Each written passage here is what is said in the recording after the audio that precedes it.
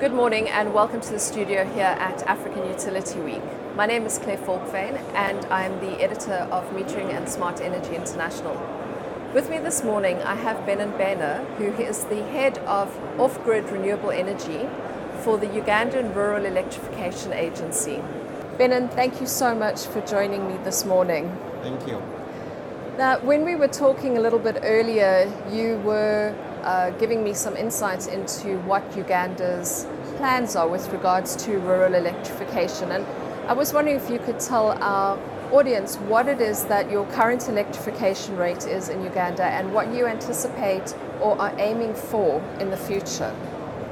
Our current electrification levels at the national electrification is at 15% on-grid and an additional 5% off-grid. So that's 20%.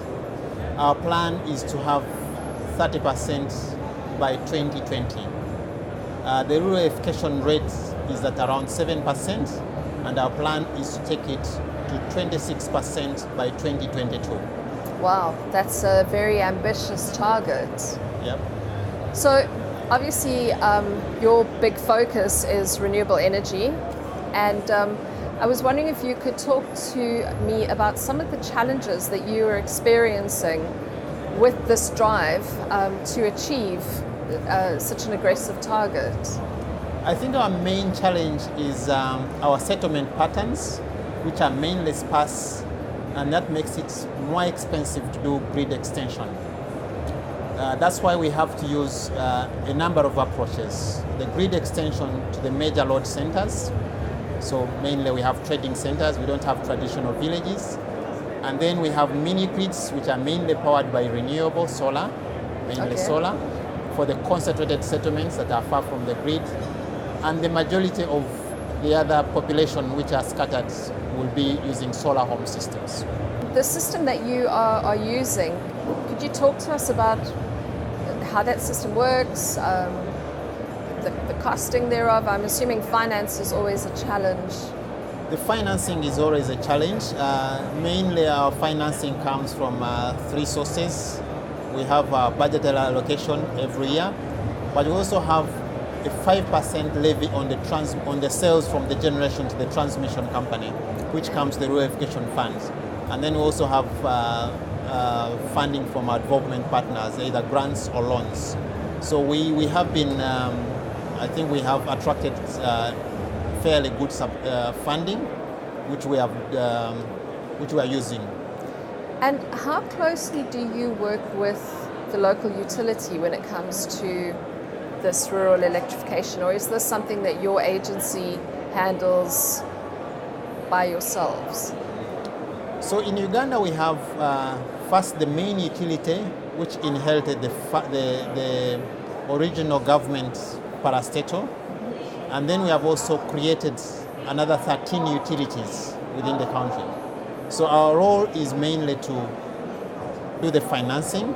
We do turnkey contracts, which we hand over either to the main utility, which is Umeme, or the other 13 smaller utilities.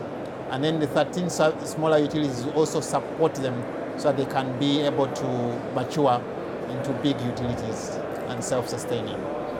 And with regards to some of the challenges again, how are you positioned in terms of skills, sufficient skills within your sector, and the kind of post-installation challenges? I mean, are there challenges around maintenance and upkeep or tampering with these systems?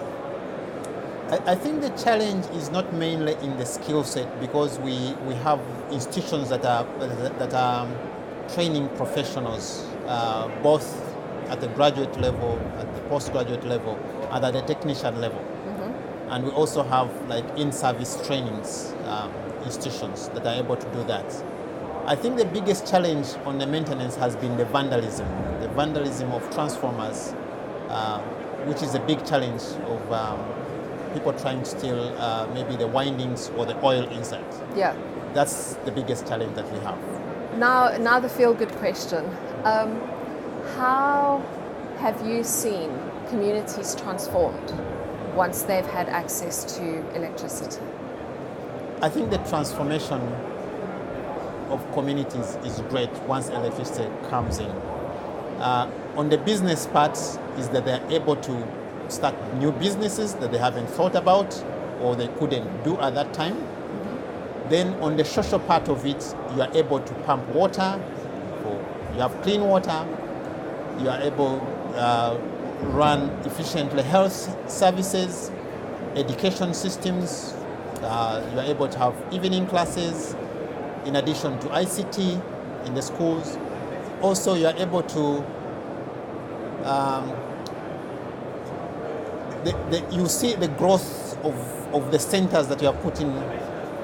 Even before you bring electricity, when they know electricity is coming, the land prices go up and the building boom starts.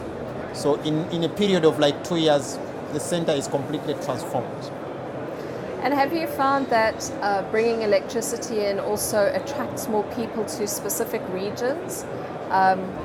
Or does the population of that specific area stay pretty stable? No, I think the population doesn't stay stable because people are attracted to where infrastructure is. So once electricity goes on a trading center, then there is migration into that area. And therefore demand grows and opportunities for economic development appears. I think it's absolutely wonderful what you're doing, and I wish you really all the best in pursuing and driving this very important task that you're about. Unfortunately, we don't have any more time available for us this morning, but I would really like to thank you for your time and for making yourself available to chat to us. Thank you for having me. From African Utility Week, I'm Claire Falkvane. Thanks for watching.